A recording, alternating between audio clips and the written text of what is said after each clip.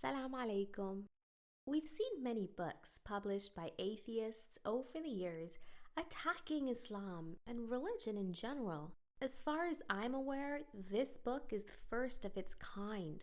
God willing, this will inspire Muslims to revive our tradition of writing and defending Islam on this level. Hamza Zortzis has written a phenomenal book. A book which contains over 500 references is testament to the time, effort, and research that has gone into it. The book covers several new arguments, such as the argument from rationality, which highlights that our ability to reason, to understand, and think in a logical way, to seek conclusions and to attain truth only makes sense through Allah.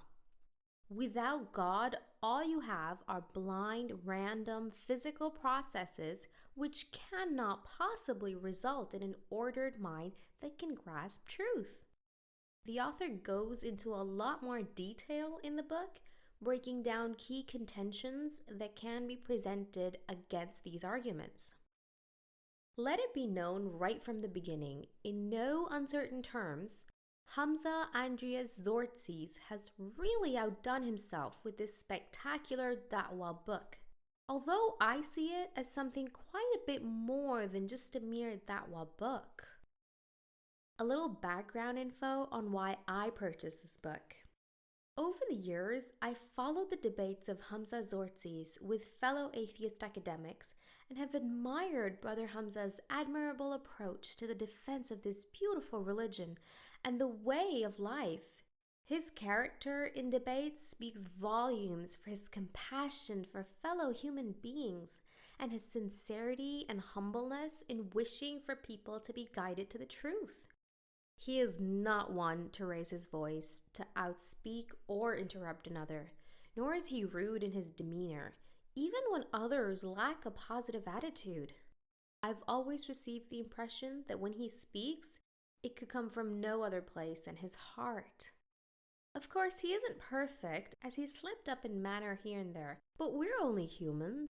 I say all this not to elevate him to a position of praise, but to introduce the author and give my impressions that I had of him, even before he decided to author his first book, which is this one. It's my own personal opinion that an author's truthfulness and integrity should be weighed along with their intelligence before someone commits to buying a person's work and supporting them. And it's upon seeing and analyzing Brother Hamza over the years that has brought me to purchase his first publication. Anyway, after following his debates, having read a good amount of his articles from his website and learning much, I was surprised and excited when I found out from his Twitter page that he's authoring this book. So I bought a copy. Having taken about 4 to 5 days to read through it, I was left very impressed and ready to read through it for a second time. Hamza's coherency and reason in his arguments for God's existence and why atheism lacks a foundation to stand upon has always been solid in his debates. And having collected, organized, transposed, and polished those arguments into this book, and he's taken those already solid arguments and raised their efficacy level to quite a sublime degree.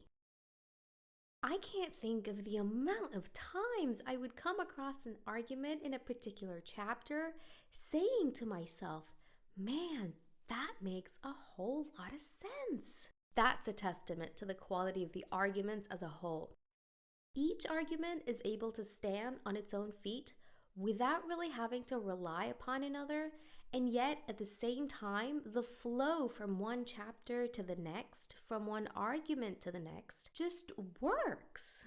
It's far from being organized in a haphazard manner. On the contrary, the chapters and arguments contained within them seem to be organized in such a way that it would make perfect sense if that was considered the de facto structure to be used when debating an atheist on such a subject of theism versus atheism. You can even see the logical flow of the chapters from merely the titles. That's how well put together and assembled the book is.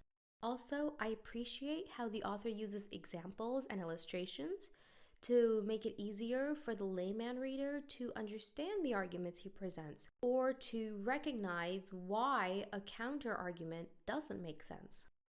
Of course, no book is perfect aside from Al Quran. This book contains its share of typos, some more significant than others. However, it detracts very minimally from its quality. However, where it really counts, in terms of providing a rational basis for why it makes perfect sense to believe in an all powerful, all knowing, eternal, most merciful, most loving, unique creator, why Islam must be from such a creator, and why atheism should be rejected could not have been executed with better precision, in my opinion. Those are my thoughts. Thanks for listening to my review.